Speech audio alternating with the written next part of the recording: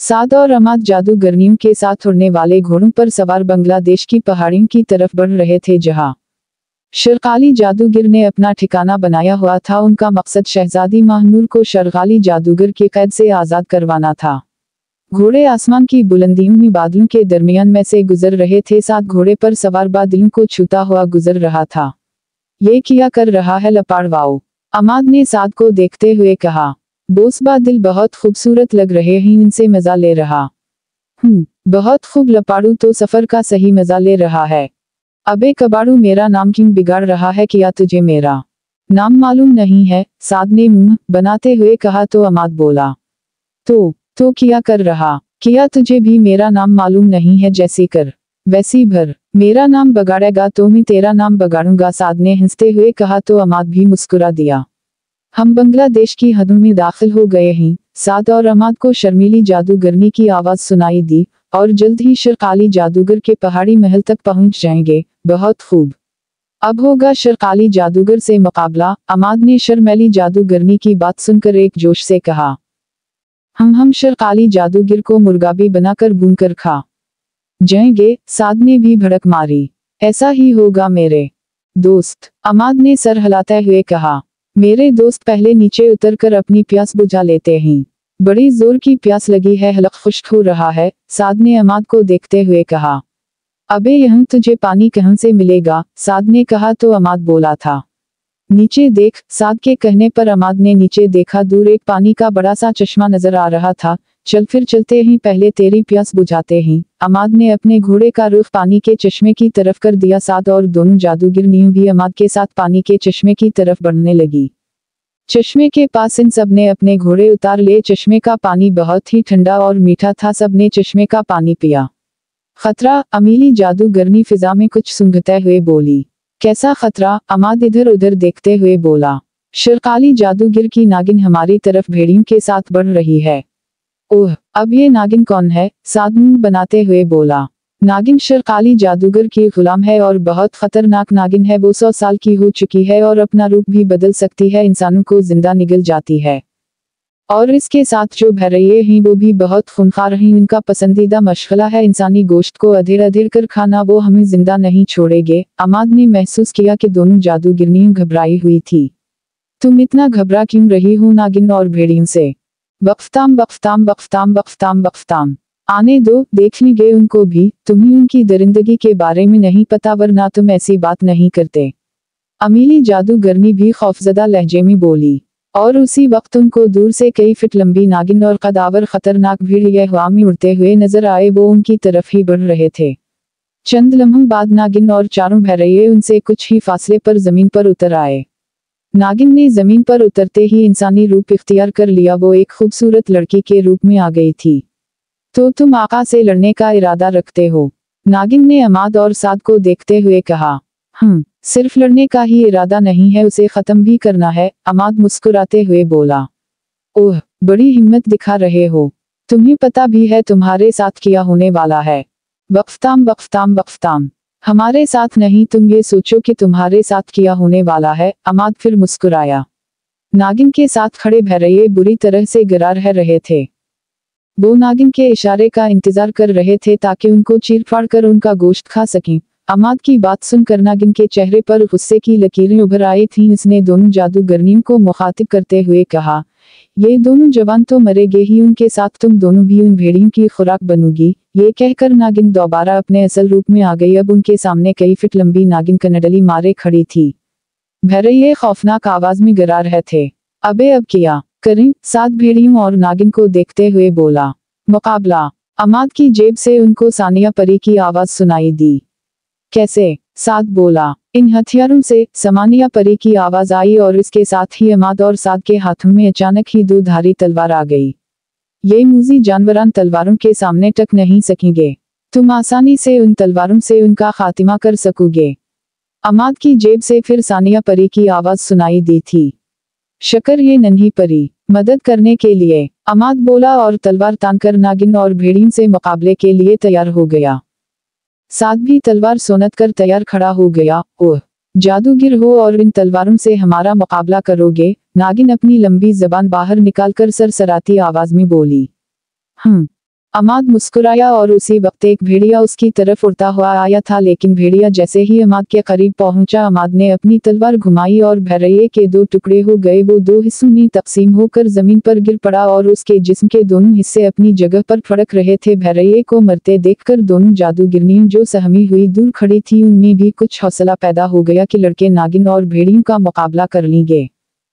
एक भेड़िया मर चुका था, अपने साथी भैरये को मरते देख कर नागिन और बाकी 3 भैरये इश्तियाल में आ गए। नागिन और 2 भैरये गुस्से की हालत में अमाद की तरफ बढ़े, जबकि एक भेड़िया साद की तरफ बढ़ने लगा। दोनों तैयार खड़े थे। जो भैरये अमाद की तरफ बढ़ रहे थे, इनमें से एक ने अपनी जगह से छलांग लगाई, जबकि दूसरा तेजी से भागता हुआ अमाद की तरफ बढ़ रहा था। जबकि नागिन की रफ्तार आहिस्ता थी, उसे शायद ये भरोसा था कि भैरये अमाद को खत्म कर देंगे। पहले छलांग लगाने वाला भेड़िया अमाद के करीब पहुंचा और अमाद ने इसके हवा में ही 2 टुकड़े कर दिए। दौड़कर आने वाला भेड़िया जैसे ही अमाद के करीब पहुंचा, अमाद ने उसकी गर्दन पर तलवार का वार किया।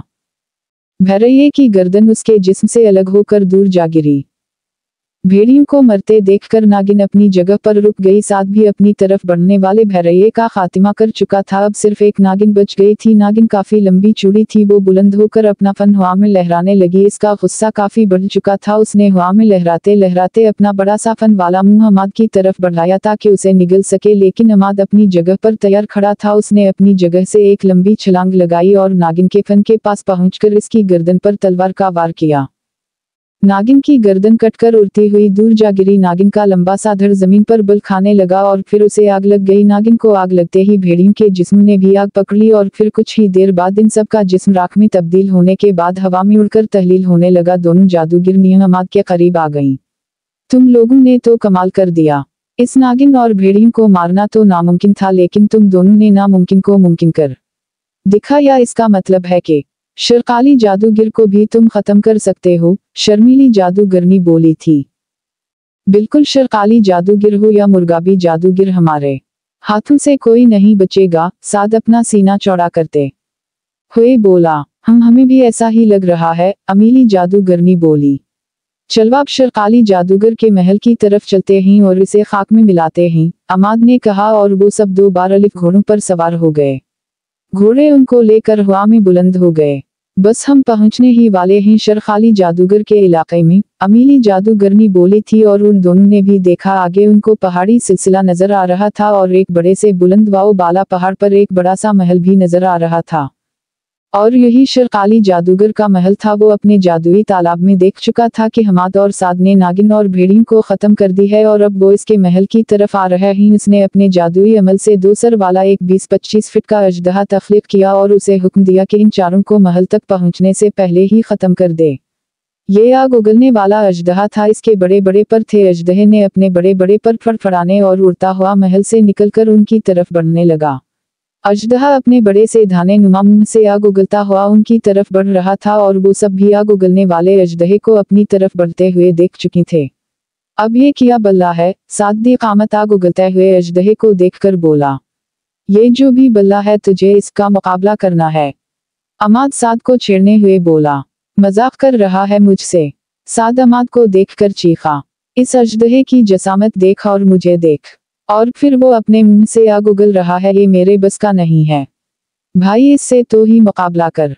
16 अबे, वैसे तो हर वक्त भड़की मारता रहता है, अब इस अजदहे को देखकर तेरा पजामा गीला हो रहा है क्या?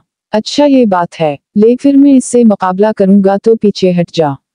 साद अपना सीना फैलाते हुए बोला और उसी वक्त अमाद की जेब से जादुई गेंद बाहर निकल आई। इस जादुई गेंद में सानिया परी कैद थी। तुम दोनों बातें ही करते रहोगे, करोगे कुछ नहीं, उससे पहले कि अजदहा तुम लोगों को जलाकर राख कर दे, मैं ही कुछ करती हूँ, सानिया परी बोली। और फिर वो नन्ही परी गेंद से बाहर निकल आई। अमाद ने देखा नन्ही सानिया परी के एक हाथ में नन्ही सी छड़ी थी। अजदहे ने दूर से ही आग का एक बड़ा सा शुला अपने मुंह से उनकी तरफ फेंका। उससे पहले कि आग का शुला उन तक पहुंचता, सानिया परी ने अपनी छड़ी का रुख आग के शोले की तरफ किया। छड़ी से रोशनी की एक लहर निकली और आग के शोले की तरफ बढ़ी और वो आग का शुला जो उनकी तरफ बढ़ रहा था मुड़ा और तेजी से अजदहे की तरफ बढ़ा और आग के शोले ने अजदहे के पास पहुंचकर अजदहे को अपनी लपेट में ले लिया। अजदहे को आग लग गई। सानिया परी ने अपनी छड़ी से रोशनी की शाह भी अजदहे पर डाली। आग मजीद भड़क उठी और इस आग ने अजदहे को बुरी तरह से जलाना शुरू कर दिया। अजदहा जल रहा था और जलते हुए हवा में इधर इधर लहरा रहा था और कुछ ही देर बाद अजदहा जमीन पर गिर पड़ा। वो मुकम्मल तौर पर जल चुका था, इसका काम तमाम हो चुका था। वाह मेरी प्यारी नन्ही परी, तुमने तो कमाल कर दी, हमारी मुश्किल को आसान कर दिया। साद चहकते हुए बोला, मेरा तो काम ही तुम दोनों की मुश्किलों को आसान करना है। सानिया परी मुस्कुराते हुए बोली। चलवाब शर्काली जादूगर के महल में दाखिल होते ही वो हमारा इंतजार कर रहा होगा कि हम इसके महल में दाखिल हों और इसका भी काम तमाम करें। बिल्कुल मेरे दोस्त तो ठीक कह रहा है, अमाद बोला तो शर्मैली जादूगरनी ने कहा। हमने तुम दोनों को शर्काली जादूगर तक पहुंचा दिया है, अब हमें इजाजत दो ताकि हम यहाँ से वापस लौट जाएं। हम अब तुम दोनों का काम खत्म हुआ, अब तुम दोनों जा सकती हो। शर्मीली जादूगरनी की बात सुनकर अमाद बोला तो दोनों जादूगरनियां हवा में बुलंद होकर उनसे रुखसत हो गईं। चलो हम भी महल में चलते हैं, सानिया परी बोली। क्या अब तुम हिंद से आजाद हो चुकी हो, हिंद में वापस नहीं जाओगी? साद ने सानिया परी से पूछा। नहीं, अब उसकी जरूरत नहीं है, मैं अब हिंद के कैद से आजाद हूँ, उसी तरह आजादी से तुम्हारे साथ जाऊंगी, सानिया परी ने कहा। और फिर वो दोनों उड़ने वाले घोड़ों पर सवार हो गए। घोड़े हवा में बुलंद हो गए और दोनों को लेकर महल की तरफ बढ़ने लगी। सानिया परी भी उड़ते हुए उनके साथ आ रही थी। दो घोड़े जिन पर जादूगरनियां सवार थीं वो गायब हो गए थे। घोड़े उनको महल के दरवाजे पर ले आए। महल का बड़ा सा दरवाजा बंद था। सानिया परी ने अपनी छोटी सी छड़ी का रुख महल के दरवाजे की तरफ किया। महल का दरवाजा खुल गया। वो घोड़ों से उतरकर महल के अंदर दाखिल हो गए। महल अंदर से काफी कुशादा था और इसमें कई रास्ते थे। अब किस तरफ जाना है? यहाँ तो बहुत से रास्ते हैं, साद बोला तो सानिया परी ने अपनी छड़ी से इशारा करते हुए कहा, इस तरफ। और वो दोनों उसी रास्ते पर चल पड़े जिसकी तरफ सानिया परी ने इशारा किया था। अभी वो कुछ दूर तक ही गए थे कि उनको अपने सामने 20-25 के करीब मर्द अपनी तरफ बढ़ते नजर आए। उन सब के हाथों में बड़ी बड़ी तलवारें थीं।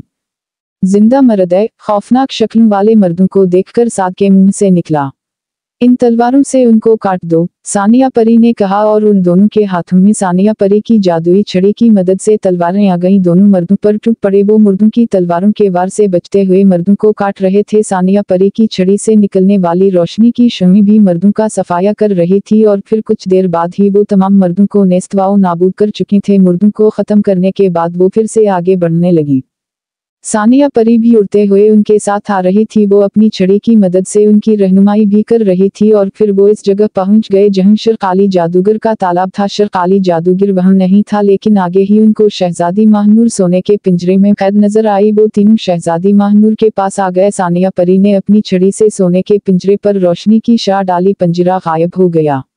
ओह, तुमने इतने कीमती सोने के पिंजरे को कहाँ गायब कर दिया? साद अफसोस से हाथ मिलते हुए बोला तो अमाद ने घूर कर उसे देखा। वो शर्मिंदा होकर बगलें झांकने लगा। तुम सब कौन हो? शहजादी महानूर ने आजाद होने के बाद सिक्का सांस लिया और उनसे पूछा। हम आपको जादूगर के कैद से आजाद करवाने आए हैं शहजादी, साद बड़े अदब के साथ शहजादी से बोला। ओह खुदा का शुक्र है, मुझे इस जालिम जादूगर से तुम लोगों ने निजात दिलवाई, शहजादी खुश होते हुए बोली। लेकिन जादूगर है कहाँ? वो यहाँ नजर क्यों नहीं आ रहा? अमाद ने शहजादी महानूर से पूछा। वो अभी तो यहीं था, अपने जादुई तालाब में कुछ देख रहा था, फिर अचानक ही गायब हो गया। लगता है हमसे डर कर भाग गया है, साद बोला। और उसी वक्त तेज हवा के साथ जादूगर उनके सामने नमूदार हो अलिफ। अमाद ने देखा वो एक लंबे से चोगे में मलबूस भयानक शक्ल वाला जादूगर था। इसका कद भी काफी लंबा था। मैं कहीं नहीं भागा, यही हूँ और तुम सबको भयानक मौत मारने के बाद शहजादी महानूर से शादी करूंगा, जादूगर ने कहा और साथ ही खौफनाक कहका लगाया। उसी वक्त अमाद को सानिया परी की आवाज सुनाई दी। वो बोल रही थी, अमाद इस तलवार से जादूगर का मुकाबला करो और इसके दिल के आर पार उतार दो ये तलवार, उसी तरह ये जादूगर मरेगा। सानिया परी की बात खत्म होने से पहले ही अमाद के हाथ में तलवार आ गई। ओह, तो ये नन्ही परी तुम्हारा साथ दे रही है, उसी की मदद से तुम मुझ तक पहुंचे हो। पहले मैं तुम्हारा काम तमाम कर दूं, इसके बाद इस नन्ही परी से भी निमट लेता हूँ। इसे तो मैं अपना गुलाम बनाऊंगा, शर्काली जादूगर सानिया परी को देखते हुए बोला। फिर इसने कोई मंत्र पढ़ा। मंत्र के पढ़ते ही इसके हाथ में एक लंबी चूड़ी दो धारी तलवार आ गई। वो तलवार लहराता हुआ अमाद की तरफ बढ़ा। अमाद भी उसकी तरफ बढ़ रहा था। अमाद ने आगे बढ़कर एक भरपूर वार शर्काली जादूगर पर किया। शर्काली जादूगर ने अमाद का वार रोकते हुए उसे पीछे धकेल दिया। पीछे आकर अमाद जमीन पर गिर पड़ा। शर्काली जादूगर ने इस मौका का फायदा उठाया और आगे बढ़कर गिरे हुए अमाद के सीने में तलवार उतारने की कोशिश की, लेकिन अमाद ने जमीन पर ही करूट बदलकर खुद को शर्काली जादूगर के वार से बचाया और खड़ा हो गया। शर्काली जादूगर ने दोबारा अमाद पर वार किया। ये शर्काली जादूगर का आखिरी वार था, क्योंकि अमाद ने शर्काली जादूगर के वार से बचते हुए अपनी तलवार शर्काली जादूगर के सीने में उतार दी। शर्काली जादूगर के सीने से खून बहने लगा, तलवार उसके दिल को चीर चुकी थी। शर्काली जादूगर ने हैरत से अमाद से की तरफ देखा, उसे उम्मीद नहीं थी कि एक आम सा नौजवान इसका यूं खातिमा कर देगा।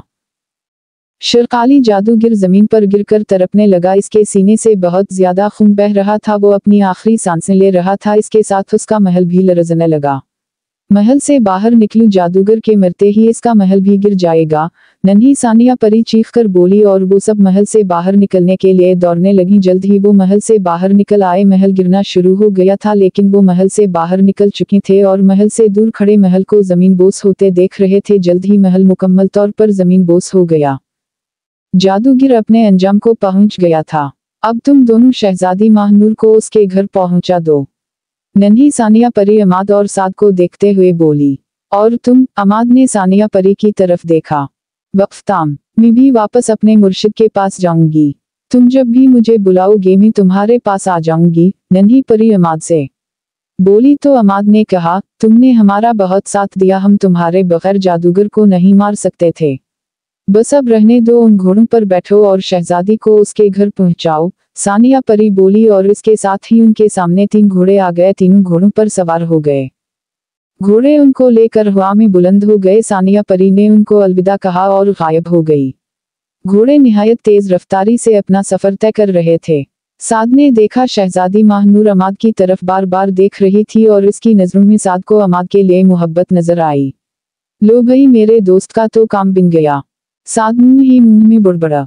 चलो अब मैं भी अमीर हो जाऊंगा और अपने दोस्तों बिल्लो और टोटो को बताऊंगा, मुझे बड़ा नकमा समझते थे ना, अब उनसे पूछूंगा कि कौन नकमा है। साद सोचते सोचते मुस्कुरा रहा था।